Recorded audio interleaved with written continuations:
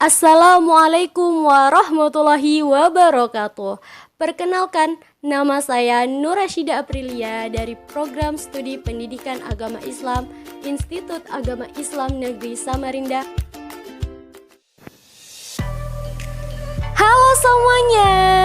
Pada video kali ini kita akan membahas mengenai unsur-unsur hadis. Apa saja unsur-unsur hadis itu? Mari simak penjelasan berikut. Unsur-unsur hadis terbagi menjadi 3. Yang pertama ialah sanad, dan yang kedua ialah matan, dan yang ketiga ialah rawi. Pembahasan pertama ialah sanad. Dari segi bahasa, sanad berarti al-mu'tamad, artinya yang menjadi sandaran, tempat bersandar, atau sesuatu yang dapat dipegangi atau dipercaya. Dalam istilah ilmu hadis, sanad ialah rangkaian urutan orang-orang yang menjadi sandaran atau jalan yang menghubungkan satu hadis atau sunnah sampai pada Nabi Muhammad SAW.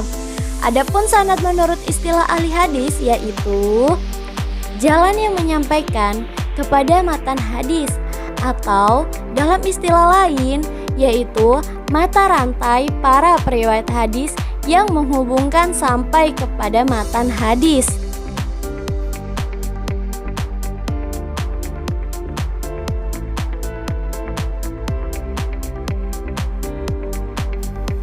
Yang kedua ialah matan. Dari segi bahasa, matan berarti punggung jalan, tanah gersang atau tandus, membelah, mengeluarkan dan mengikat. Matan menurut istilah ilmu hadis yaitu perkataan yang disebut pada akhir sanad, yakni sabda Nabi Muhammad SAW yang disebut sesudah habis disebut sanadnya.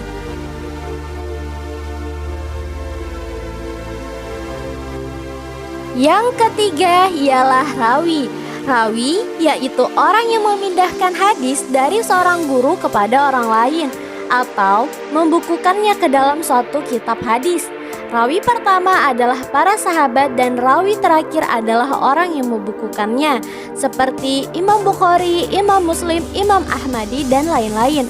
Suatu hadis yang telah sampai kepada kita dalam bentuknya yang sudah ditadwinkan dalam buku-buku hadis melalui beberapa rawi dan sanad. Rawi terakhir hadis yang termaksud dalam Sahih Bukhari atau dalam Sahih Muslim ialah Imam Bukhari atau Imam Muslim, seorang penyusun atau pengarang. Bila hendak menguatkan suatu hadis yang ditajridkan dari suatu kitab hadis, pada umumnya membutuhkan nama rawi di terakhirnya pada akhir matan hadis. Untuk memperjelas mengenai sanad, matan, dan rawi, diperlukan contoh berupa hadis. Dalam memperdalam pengetahuan tersebut mengenai sanad, matan, dan rawi, di sini sudah terdapat contoh hadis dari riwayat Al-Bukhari. Mohon disimak ya. Berikut ialah terjemahan atau arti dari hadis tersebut. Mohon disimak.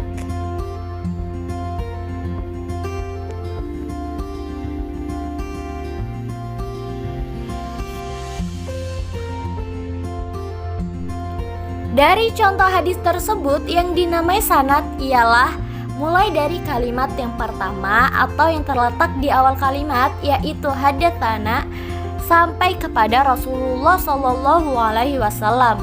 Mengapa demikian? Karena sanad ialah merupakan urutan orang-orang yang menjadi sandaran atau jalan yang menghubungkan suatu hadis atau sunnah sampai pada Nabi Muhammad SAW.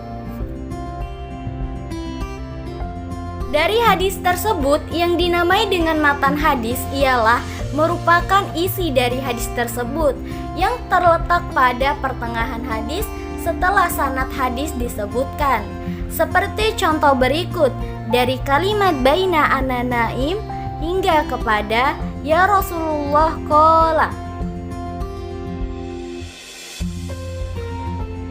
Selanjutnya ialah rawi, Yang disebut rawi atau mukharij adalah orang yang membukukan hadis yang terletak pada akhir hadis. Dari contoh hadis tersebut, rawi adalah riwayat Al-Bukhari.